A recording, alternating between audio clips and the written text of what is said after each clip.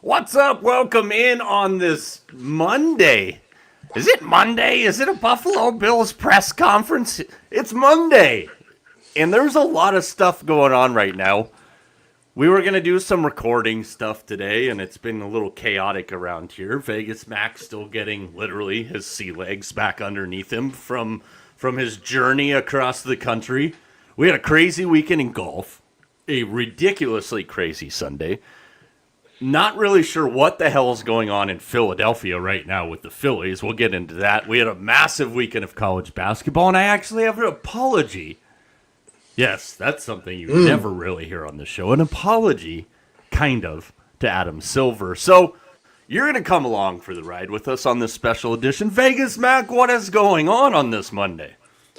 I've got a new nickname that I want to add to my list of nicknames. I was watching the Olympics last night. So for the entirety of the Olympics, I want to be known as Mono Bob, in honor of the single bobsledders, the Mono Bob. That's my new nickname, Mono Bob, for the Olympics. You know, we've had a lot of questionable things that have happened on the program in the last week, and there's a lot of different ways I can take that. But you know what? It's a new week. I ate grapes this morning, not strawberries, if you know from last week. So feel free if you're home or if you're having to work on this Monday and you got bored watching the U.S. women kick the living shit out of Sweden in ice hockey. I am still sweating that. I did take them -4.5. It's getting a little dicey towards the end of the game there, but 5:22 to go to get a cover. Plenty of stuff to talk about. This was not, like I said, we were planning on doing some recording, and then technology basically said, hey, why are we doing this recorded? Let's just do it live. So if you're here with us, thank you. If you're at work, we'll try and pass the next hour or so along for you.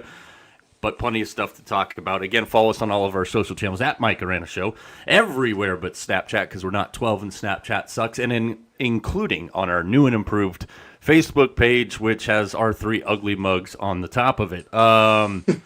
I don't really know where to start today. I mean, I do, because we kind of planned this out where we're going to start. Literally, there's stuff, all kinds of stuff going on.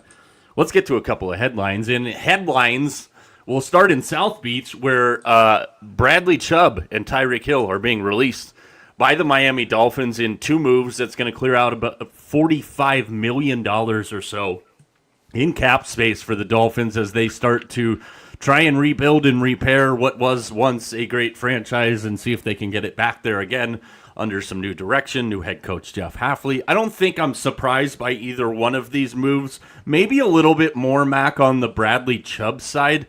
But again, we talked about it towards the end of last season. Miami's got to make wholesale changes. They're probably not done. They take the first steps today, making some cap space available. What do you think about the moves from the Finns this morning? Yeah, if I'm a Dolphins fan, I've got to be happy. I mean, it didn't work with the previous regime. You got to make some changes. I'm interested to see what they do in the big spot. I'm interested to see what they do at quarterback. I think for me, that's still a question. If Tua is still going to be there, if they can go and get or somebody else or something else can happen there.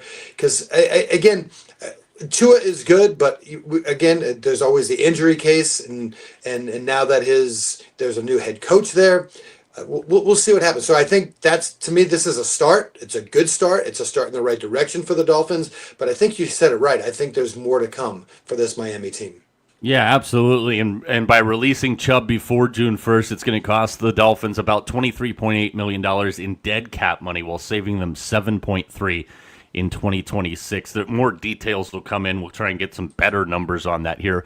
But we're starting to see a theme here. And here locally, the Arizona Cardinals trying to find a trade partner for Kyler Murray. And the numbers and the, we're about 2 weeks away before we get to like the first set of deadlines on Kyler Murray, and we've talked about Kyler. You've got Kyler Murray, you've got Tua Tagovailoa, other guys, and again, we've seen how just walking away and eating it on a quarterback can benefit a team, even though it looks murky when you first do it. Just ask the Denver Broncos and Russell Wilson.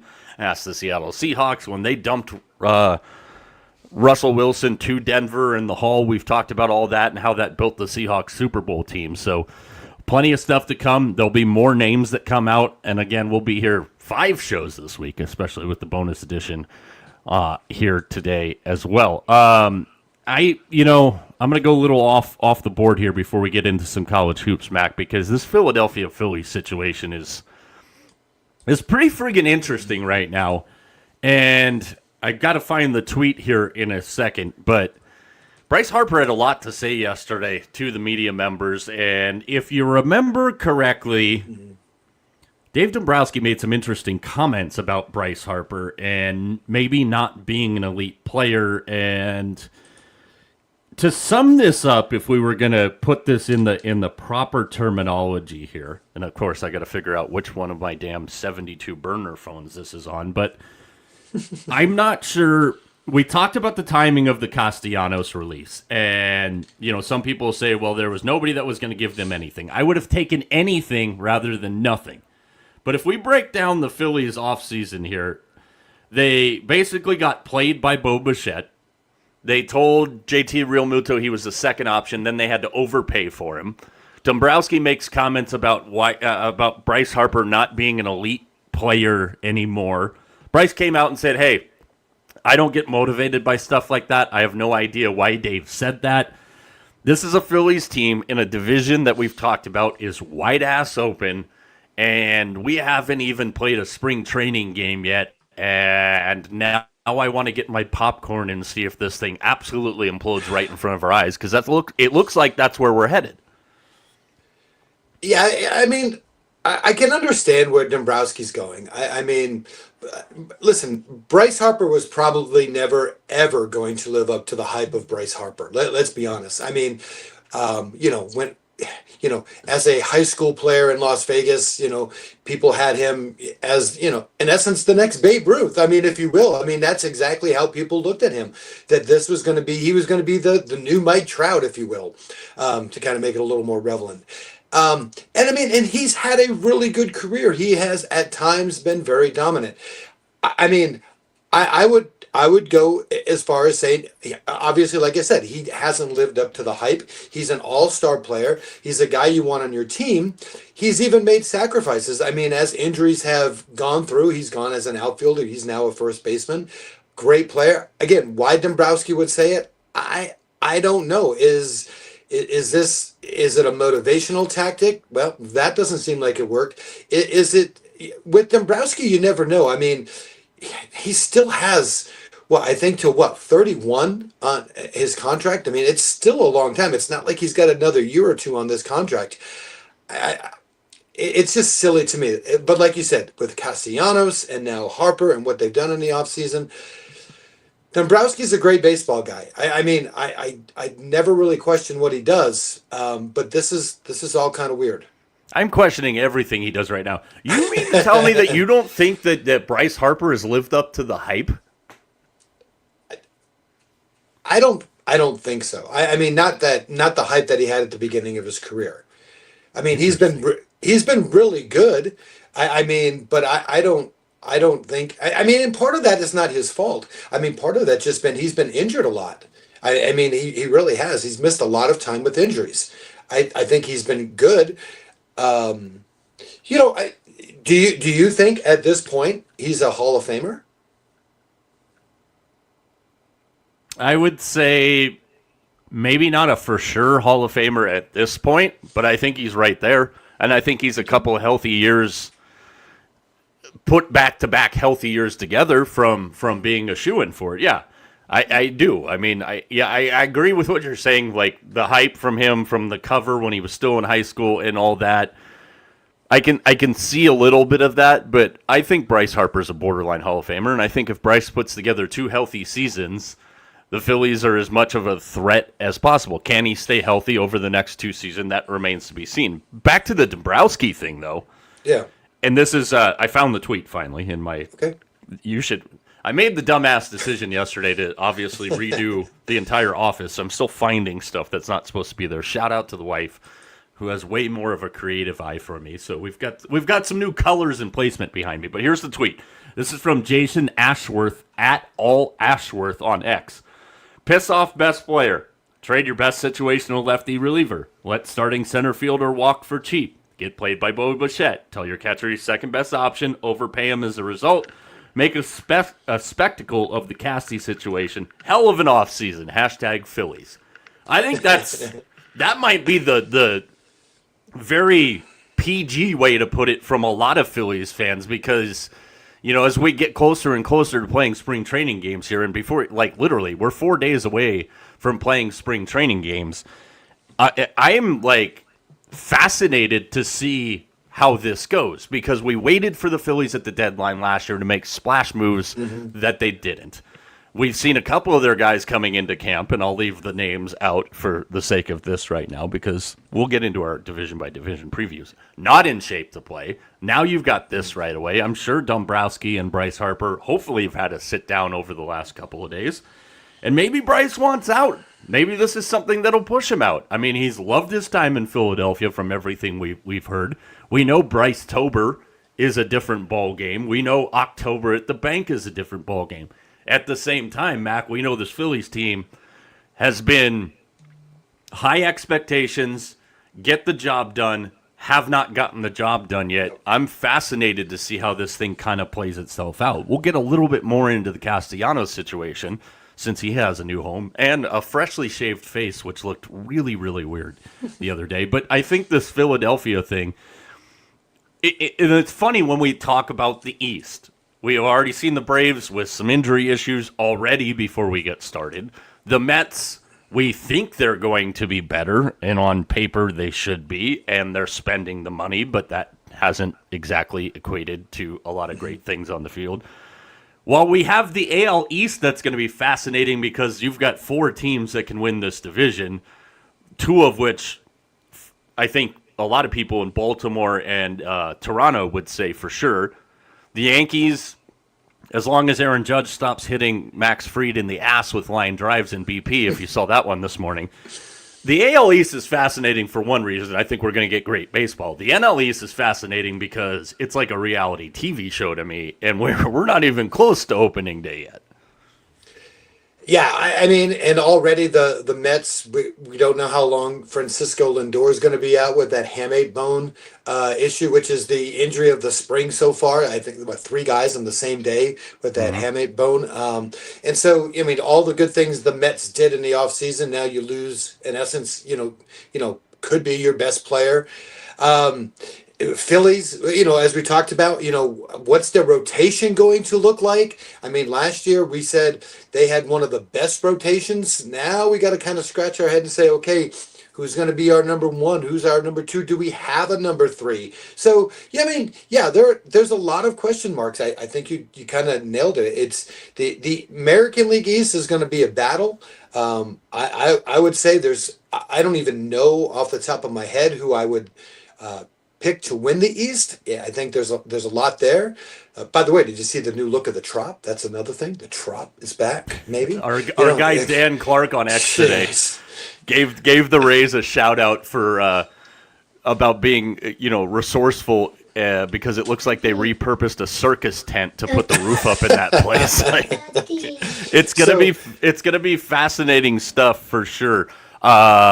Update from the Santa Giulia Ice Arena in Milano, Italy. 5-0 the final score. The U.S. women knock off Sweden. 4 goals in the second period. 5 different goal scorers for the U.S. women as they advance to the gold medal game, where they will play the winner of Switzerland and Canada. That game coming up a little bit later this afternoon. So plenty of stuff there, but shout out to the U.S. women's hockey team. Between Macklin Celebrini and the U.S. women's hockey team, I am enjoying the hockey portion of the Olympics thoroughly and in complete totality here as we get towards the bracket portion of the men's side here a little bit later this week. Let's continue to go off the board because this is a show that was off the board to begin with. NBA All-Star Weekend just completed itself, and I'm gonna be honest with you here. I was very impressed. I don't know who the genius was on Saturday that decided in Inglewood on a Saturday to do All-Star Saturday, quote, night in the middle of the friggin' day. If you saw the scenes from there, the building was half empty. This dunk contest thing, I think, is going to still skew people's opinion of the entire weekend. In watching the games yesterday, Mac, I got to be honest with you, it was a lot of fun to watch because they actually played. And I will give all the credit in the world to Victor Wembanyama first. He came out ready to play, ready to compete, demanding the ball. That got Anthony Edwards going. The championship game was a little bit of a dud, but the other three games, if you will, the other three quarters that we played were the best All-Star basketball I think we've seen in, I'm probably going to tell you 5-6 years at a minimum here. I think Adam Silver might actually have something that we don't have to change for next year. What were your general thoughts before we get into some of the nuts and bolts? What did you think of All-Star Weekend on your birthday weekend? By the way, happy post-birthday. Thank you. I will agree with you. I mean, I think the yesterday was definitely the highlight of the weekend. Those games were competitive. You had three games that were determined by a last-second shot. Like you said, the championship game kind of got out of hand. But I think going forward, that's a format to look at. I don't think it needs to be the United States versus the world. I think you can put three competitive teams together and kind of let it roll a little bit. I thought that was great. Like you said, I think that's the best basketball we've seen from the All-Star game in years. The rest of it, everything around it, everything before it, and now everything after it, I would give it a failing grade. Yeah, to me, I love the three-point contest. I think Damian Lillard, and credit to him, going to the NBA saying, I want to be a part of this. We need the stars in this game. And then to go out and put on the performance he did. Him, Devin Booker, Con Knipple, who I don't think any of us were surprised that he had a good showing there. A lot of people expected that. But, you know, I'm looking back at these dunk contest winners, and you and I were talking a little bit earlier this morning about it, and we really haven't had good dunk contests. We got to go back to, like, the 15-16 New York and Toronto years, Zach LaVine, Aaron Gordon, all that. Here's your dunk contest winners from 2017 on. Glenn Robinson III, Donovan Mitchell, Hamidou Diallo, Derek Jones Jr., Anthony Simons. Still, that one makes no sense to me. Obi Toppin, Mac McClung, and Keyshawn Johnson, who won it this past weekend. You've got to give me guys in the dunk contest that have played a combined more than 75 NBA games. Or just get rid of the damn thing. The three-point contest was fantastic. I think that is the staple of the weekend. I like the Shooting Stars competition because, like Team Harper, it's Ron Harper out there with his two sons. Like, there's intrigue. You can see, you know, we've seen different combinations. A WNBA player, a veteran, or, you know, a retired great NBA player, and then a current, like, star player. Those, you can keep my interest with this. The dunk contest is where I turned it off. Like, the most impressive thing I saw, and again, not saying I ever, or none of us ever want to see anybody get hurt, but was Jace Richardson bouncing his head off the floor when he missed a dunk. Like, the rest of it was lame. If Adam Silver wants to continue with the dunk contest, Mac, he's got to be able to go to Anthony Edwards and go, hey, just give me 1 year. Just give me 1 year, and then go to one other guy, give me 1 year, and then try and fill it out that way, or just get rid of the damn thing. I mean, you want your sponsorship dollars, you can come up with something completely different. Have these guys shooting from row 12 in section AA on the wall in a long-distance shooting contest. That would be more enjoyable to me than watching the dunk contest. I think the dunk contest is what mars the whole weekend for everybody because it's a disaster. It is, and we kind of talked about it. I mean, there's I think over since the dunk contest started, we've seen every dunk that you can possibly do. I mean, it's going to take somebody completely outside of the box to try to figure something different, new, exciting that's going to make you go, "Oh my gosh!" I mean, like you said, we've seen it all. Here's part of the reason why I gave it a bad grade, and it's part of the whole thing. I think the NBA had missed the boat this whole weekend. You have no games all weekend. You have nothing. I think what was the last game, like Thursday or something like that, Wednesday, and then you have nothing now until Thursday. Like, so any momentum that you have, you're going to lose. Like, I was sitting there Friday night going, "Oh man, what am I going to watch? Oh, darn, there's no NBA game on." I even forgot. I'm looking at it. Okay, when's the next game? They don't play till Thursday. I think that's part of the problem. Kudos, you did good with that new format, but I think you've lost any momentum that you had. Like I said, I thought Friday night would have been a great night to go, especially this year. It's different, because and why I say it's different is because you got the Olympics. There was nothing else Friday night. You had the stage, and think about what the NBA gave us on the Friday night when you could have had, like I called it like a Christmas Day Part 2. You could have really gone out on Friday, or even Saturday this week. Look at the dates. Like, move the dunk contest move the All-Star game another week. Like, you missed an opportunity right after the Super Bowl. Sports fans are going, "Okay, what do I've got? What do I've got?" There's no baseball. There's no hockey. There's college basketball. Like, congratulations to college basketball. You won the weekend because you were on the tube. Yeah, exactly. And, feel free to comment along if you're watching along. What is your fix for All-Star Weekend? Did you watch it? Did you like it? Again, the quality of the All-Star games, if you will, I thought was fascinating. Yeah, we got one turd in the championship game, but it is what it is. I'll take 3/4 of good and the championship game wasn't a turd because it was a blowout. It was just we had one team that ran out of gas and the other team that filled it up. It is what it is. Hell, give me Rock and Jock in place of the dunk contest. Right. I mean, give me the double basket. Give me the 5-point, 8-point shot. Let the guys have some fun with it in a game format, if you will. But maybe somebody else has the right fix out there. I've seen a couple of different ideas floated around. Tell us what you think. And you mentioned something that's kind of interesting as we pivot into college basketball here. In the next 3 days, okay, with the NBA not returning until Thursday, in the next 3 days, we have tonight, number 3, Houston, number 5, Iowa State. Then we have number 2, Michigan, 13, Purdue, number 11, North Carolina at NC State, an NC State team that you and I watched just a week ago that can fill it up. UCLA at number 10, Michigan State, Nebraska at Iowa, Georgia at Kentucky, Arkansas at Alabama, BYU at number 1, Arizona, Vanderbilt at Missouri, number 8, Illinois at USC. Those are just in the next 3 days in college basketball. And it was funny, we posted a video this weekend in talking about what you and T thought about the NBA and the current state of the product here. And a couple of people fired back, were like, well, people only watch college basketball 4 weeks a year. You're not speaking for the majority here in that sense. The other comment that we got was, I know a handful of people that casually pay attention to the NBA.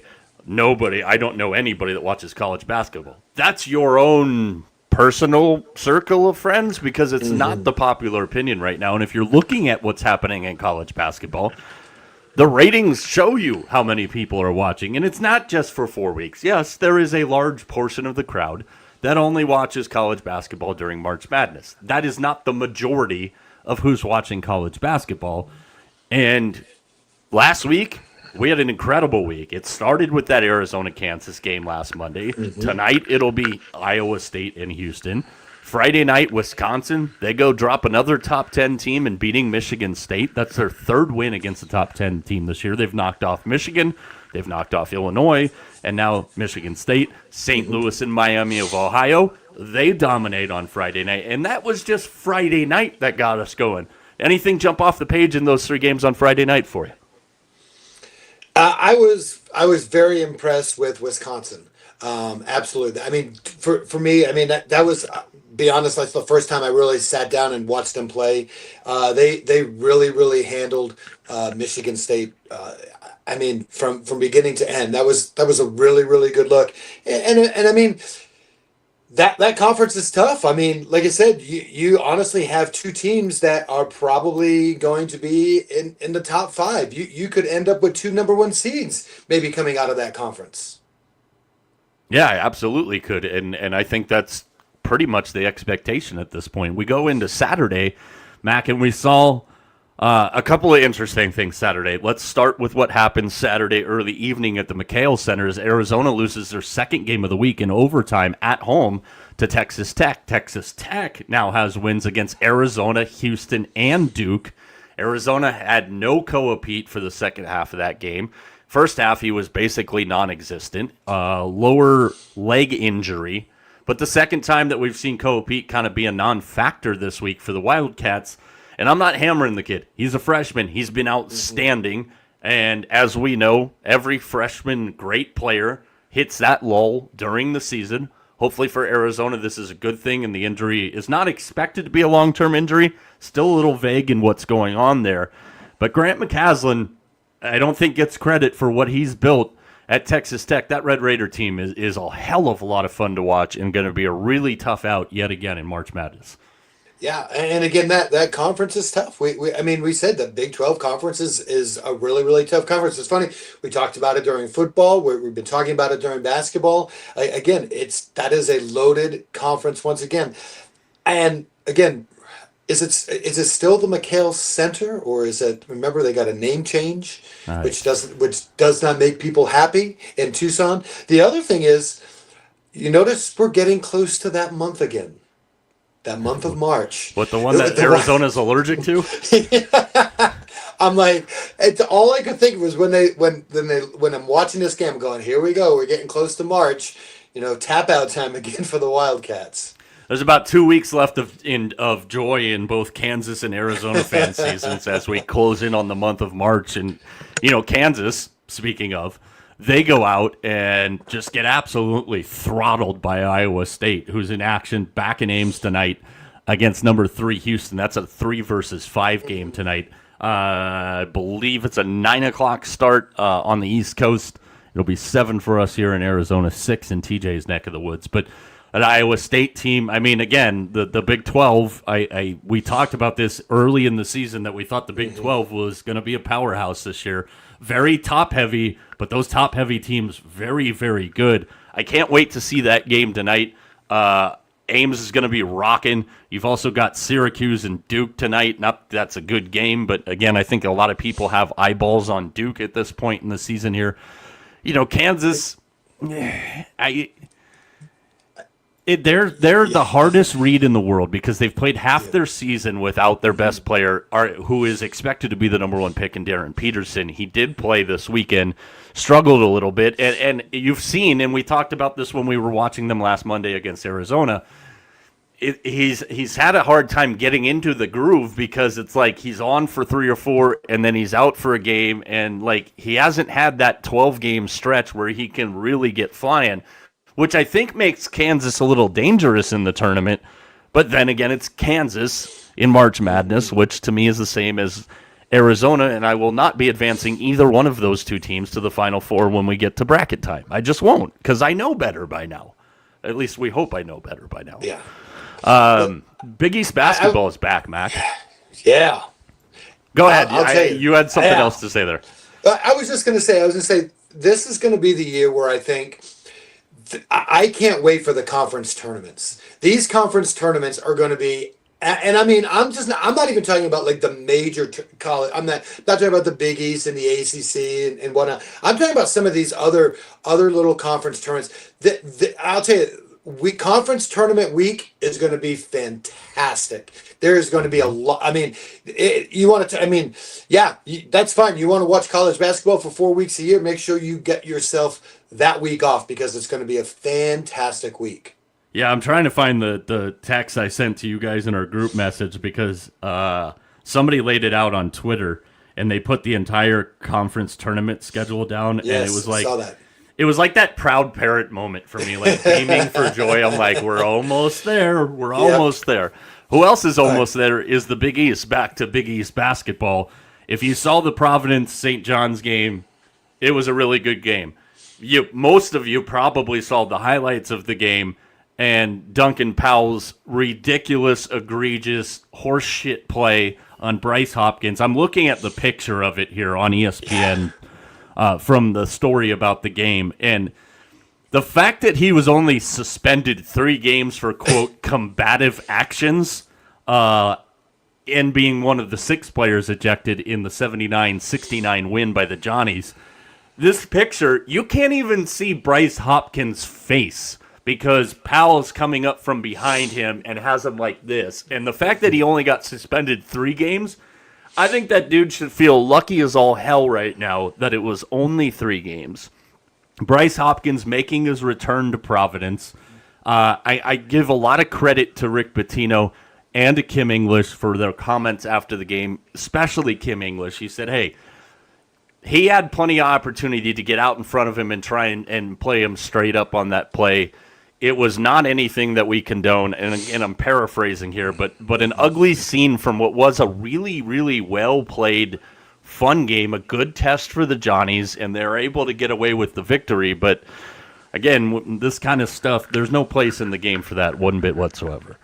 No, and when I text you like the Big East is back, what I meant by that is not the fight; it's just the physicalness of the Big East. If you remember, back in the heyday, like way back when, that's what the Big East was known for. I mean, they won national championships because of their defense, and I that was funny because like that night I went and watched the UConn Georgetown game, and it was the same thing. It's like Georgetown, just from a defensive standpoint, put their nose to the grindstone and battled UConn. Like and so the Big East Conference isn't going to get probably more than 2, maybe 3 if we're lucky teams in there, but I like the look that the conference has had over the last couple of weeks. It seems like it's picked up a little bit. Yeah, it absolutely has. And again, this week we've got plenty of big games. Mack will have his new and up-to-date college basketball Mac 5 tomorrow night on the program. We'll be back at normal time tomorrow night, 5:30 on the West Coast, 8:30 on the East Coast. And obviously some movement, some shifting tomorrow night, about an hour before, or this game should be about done by the time we come on tomorrow. But number 2, Michigan, is at Mackey in West Lafayette to take on number 13, Purdue. We've got St. Louis in action tomorrow night. We've got Miami of Ohio in action tomorrow night. Nebraska on the road at Iowa. Texas Tech on the road down in Tempe, where the days are numbered for Bobby Hurley. Seeing if they can, obviously not have a letdown after the huge win down in the McHale Center. We've got some fantastic games on the schedule this weekend. Is there a team right now, Mac, that has your radar up for, I think this team can make a really, really good run in the tournament this year? Is there one that's standing out to you? Because there is one that is standing out to me that I'm trying to be cautious with because of my own personal reasons. There's another team in BYU who there's a lot of expectations with, but we know the knock on BYU is they can't beat ranked teams this year, and now they're going to have to go forward and try and beat ranked teams without one of their key contributors on their team, as we got this news just a little bit ago here. Again, click, click, click. There we go.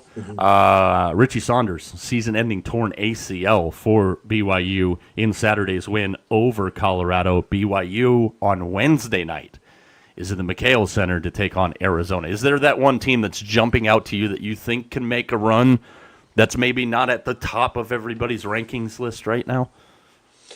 Not so much that they're not at the top, but I still think a team that a lot of people are sleeping on, and I've seen them a couple of times, is Nebraska. Now that they had a couple of losses, nobody's really kind of talking about them again. They're a big team. They're a good shooting team. They play pretty good defense. I think that's a team.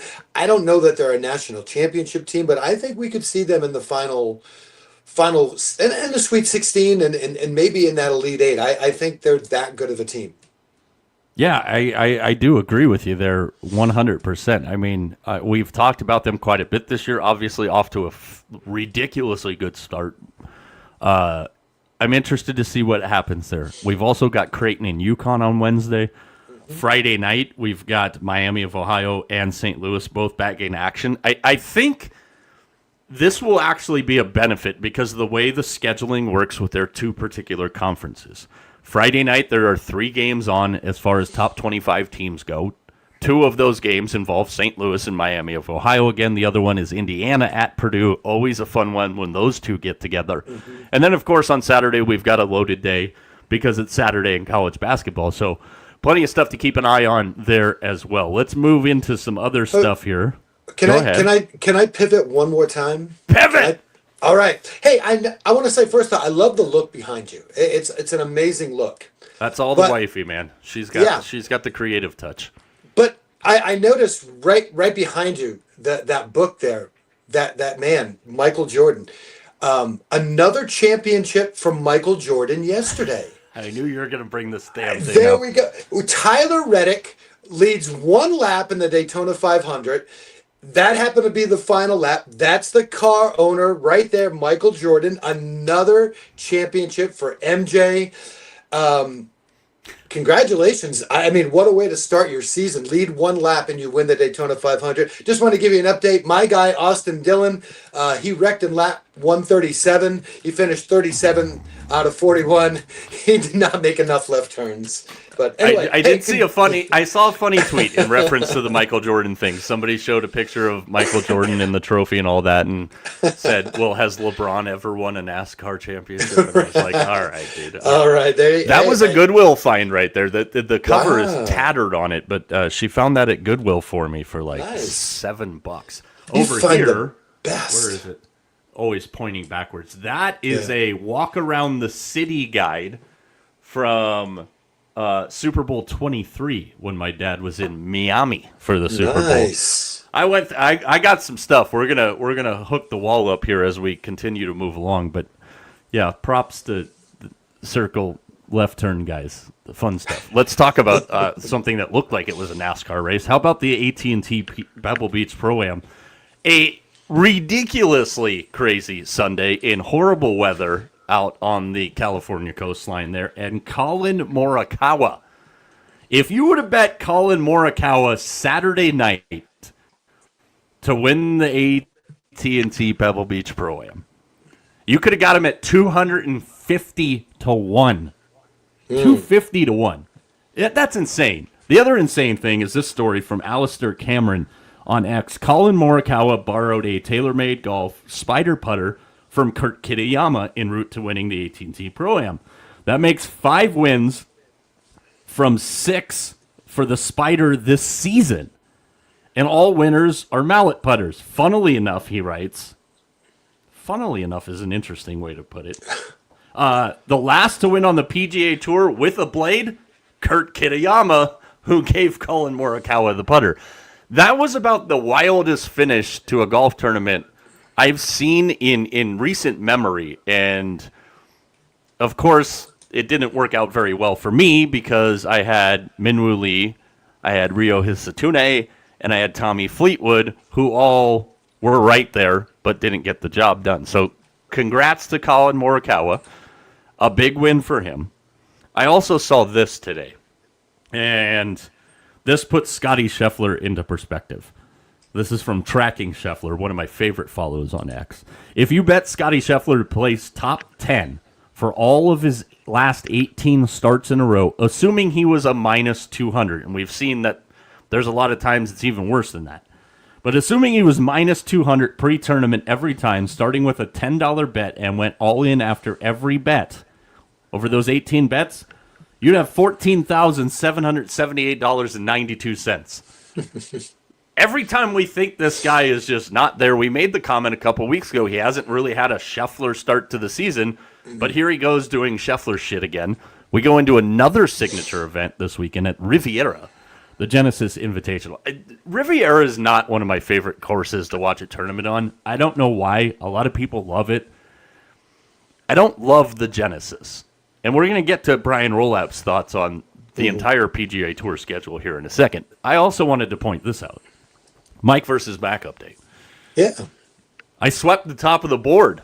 It was tight there with Chris Goddard and Justin Rose. The way we do it is if the guys finish with the exact same score, low man on Sunday takes the position. So I was able to get Hoagie for 6, Day for 5, Rose for 4 for a total of 15, brings me to 22 through 2 weeks of the season.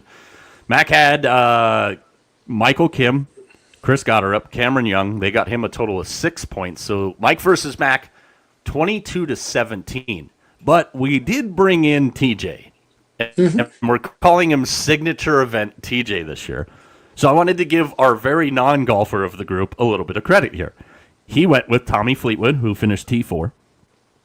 He went with Hideki Matsuyama, who finished T8. And he went with Big Town, Tony Finau, who finished in 18th. So if we're going by average finishing position, TJ whooped our ass this week. He did. And I think we might be onto something. And because this week is another signature event, Mac's favorite things, signature events, at the Genesis, TJ will have more golf picks on Wednesday night show. Maybe TJ is the guy that drops us a top 10, top 20 parlay. Your thoughts on the Pebble Beach Pro-Am and a wild Sunday finish? Yeah, I mean, a good round for Morikawa. I mean, just brutal condition. I remember watching it a little bit on Saturday, and they were talking about how Akshay Bhatia struggles so much in the wind, and he did. I mean, he had a 72. He just kind of fell off the page there. But here's two things that come to mind. One, Sepp Straka. He, over the last half of last year and so far this year, someone to really kind of keep an eye on. He has consistently been a top 10 performer. I know you've picked him a couple of times. I know you really like Straka, but again, he just kind of snuck in there a nice 4 days. But I saw an article, about how Pebble Beach has Pebble Beach become too easy. For the golfers now, and it's kind of an interesting thought. And of course, Pebble Beach is one of those courses where it's, in essence, and people will get mad if I say this, but it's kind of like a links course. And what I mean by that is links courses, much like Pebble Beach, from a yardage standpoint, are not very long. They're short from a yardage standpoint. And the whole thing about a course like Pebble and a links course is if you don't have the weather, it's a very, very easy course to play. I mean, for professionals, that is.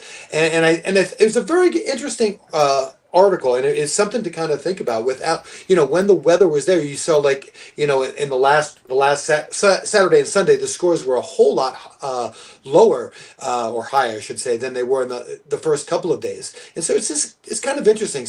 A place like Pebble, so iconic that. And of course, because of where it is, they can't really make any changes to it. They can't make it longer or shorter and do different things to it because of where it is. But it was an interesting kind of take. Has Pebble become too easy?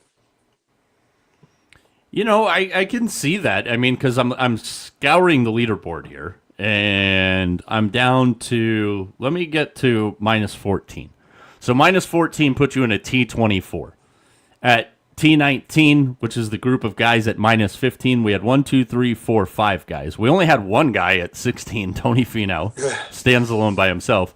We had five guys at 17 under.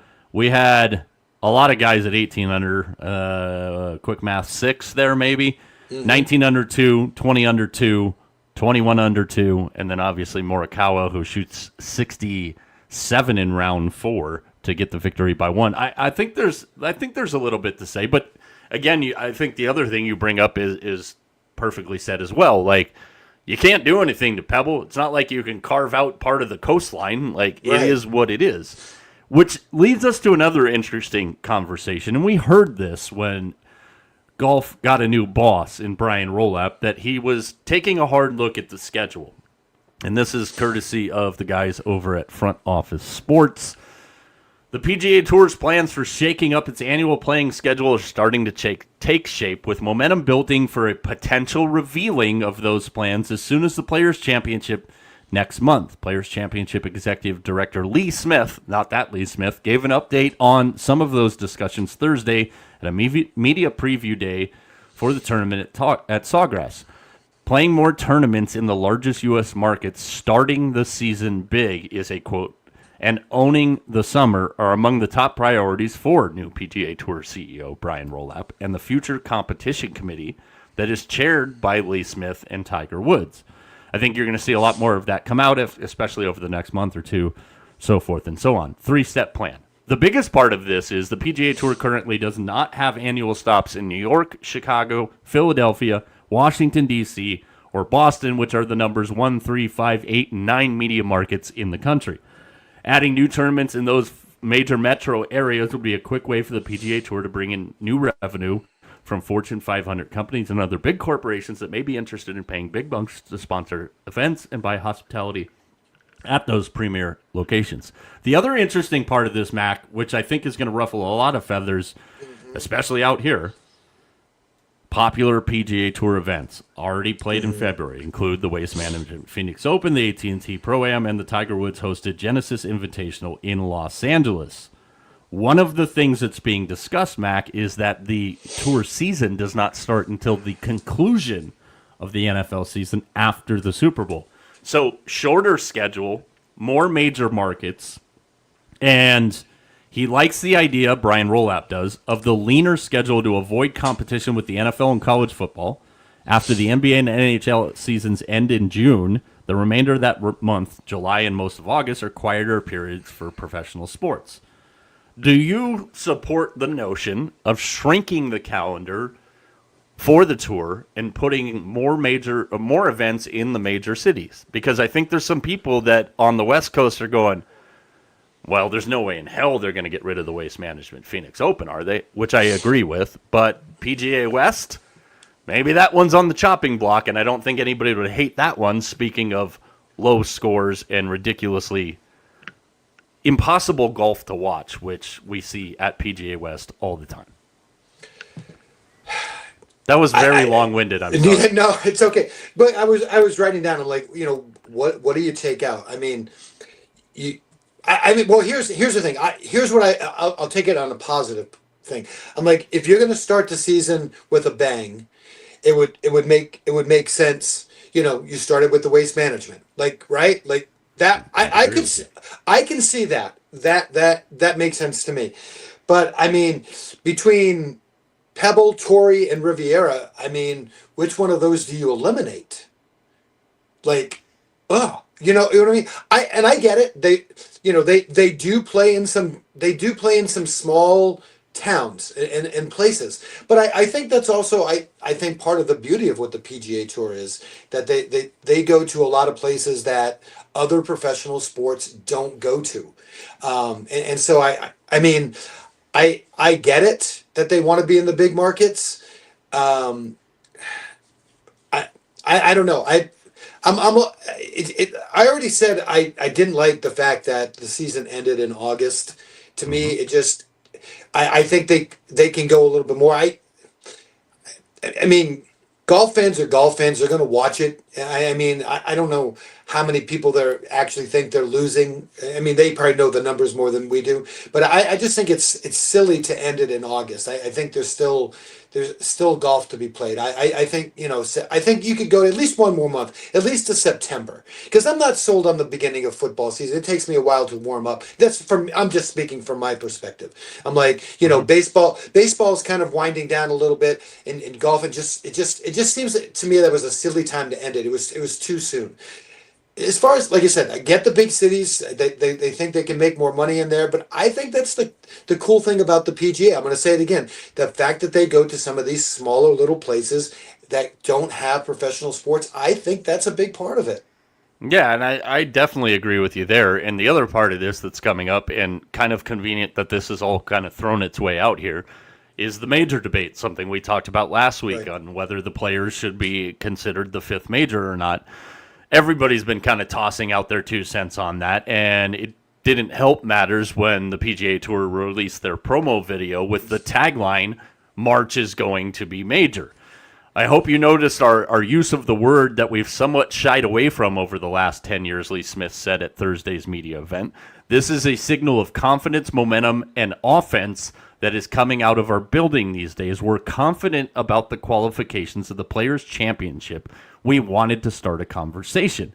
In a one-on-one conversation with Front Office Sports, Smith went on to say that the new push says a lot about where the players could be in the calendar and what it's going to stand for as a premier event. Outside the ropes, Smith said the tournament's goal is to, quote, create an experience that's worthy of the word major.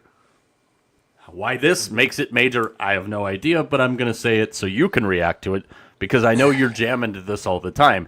This year, that includes a concert on the 17th Island Green, headlined by rapper Ludacris on Tuesday night of the Players' Championship week. What is great about a large spectator event, call it the Super Bowl, Final Four, Kentucky Derby, it's not the competition. It's not just the competition that creates eyeballs. It's parties in the evening. It's functions the weekend before. It's extending the week of the event, yada, yada, yada. Okay. Are you going to tune into Ludacris on the 17th Island Green? I am not. That's a for Luda. sure. Listen, I mean, when you said all that, you know what You weren't popped listening. No, I was kind of. You know what popped into my mind? You're trying to recreate the waste management. Yeah, That's Live what Golf they're- already tried that too, and it didn't work out very well. But let's be honest, and I think, listen, I like the fact that the new management of the PGA is willing to try to, I don't know, fix it, but make it better. I get that. Other commissioners of other sports should probably take a look and see, what they're doing. That being said, the waste management is the waste management, and it needs to just be that. I can't remind me that there's that one tournament. Is it the Canadian Open, the one that has the hockey one? They have that par three, and like that's kind of a little bit of a party hole. Like I get that, but listen, don't try to recreate the waste management. Let that be what it is. Because listen, if it becomes the waste management every week, then it's not special. Again. You want to start? I think that would be a great way. Let the waste management start the season. That's a perfect way. That is an absolute boom for the PGA because I mean it's a perfect spot. It's in a perfect place. Weather's great. They do that. That is one of the best tournaments out there. Let that be what it is. But don't try to recreate it and do other things. People are not going to the TPC in Sawgrass for a concert. They're going there to watch good golf. Leave it out. Mac, not a fan of Ludacris, especially on the 17th green at No. TPC Sawgrass. Let's get into a couple other headlines. We've got some more coaching moves in the NFL. The defending world champion Seattle Seahawks have a new offensive coordinator to replace Clint Kubiak. Brian Fleury, the tight ends coach of the 49ers, heads up to Seattle to take over the offense for departed Clint Kubiak, who is now in Las Vegas. Not a lot of time wasted here. A quick pivot from the Seahawks. I like the move. Obviously, we've talked about the whole tie and tree of Kubiaks and Shanahans and McVays and all that stuff. I think this is what Seattle's hoping is plug and play. We saw their offense under Ryan Grubb in Mike McDonald's first year. Not so good. We know the Seahawks have some decisions to make on a couple of key players and their contracts. In Cleveland, the Browns have hired the Falcons, Mike Rutenberg, to be their next defensive coordinator, according to ESPN's Jeremy Fowler. He replaces Jim Schwartz, who somehow does not have a job right now. Figure that one out. The Raiders have hired Seahawks quarterback coach Andrew Janocko as their new offensive coordinator in Las Vegas under Clint Kubiak. I'm interested to see what ends up happening with Jim Schwartz here. I can't figure out what the hell's going on, especially outside my house right now. Any of those moves that jump off the page to you there? Here's what I'm going to say. I'm going to say buyer beware. And here's what I mean. Last year we saw the Lions lose both of their coordinators. And we talked about how was this going to affect the Detroit Lions. It feels to me as though half the league has new coordinators going into next year. We need I don't care that you have the players. When you have somebody come in, it's not going to be the same scheme. Things are going to be different. There are a lot of changes in the NFL. So I don't know that there's any one of those or any of the new coordinators or coaches that are going to make a huge difference. It's going to take a year or two to see. I mean, I think the Bears are a perfect example. They got the guy they wanted. The year one didn't work out so well. Year two, a little bit better. It takes a while for these coordinators to get adjusted and players to get adjusted to them. I think this could be a very radically different NFL season than we've seen in the last couple of years because I think there's been so many changes.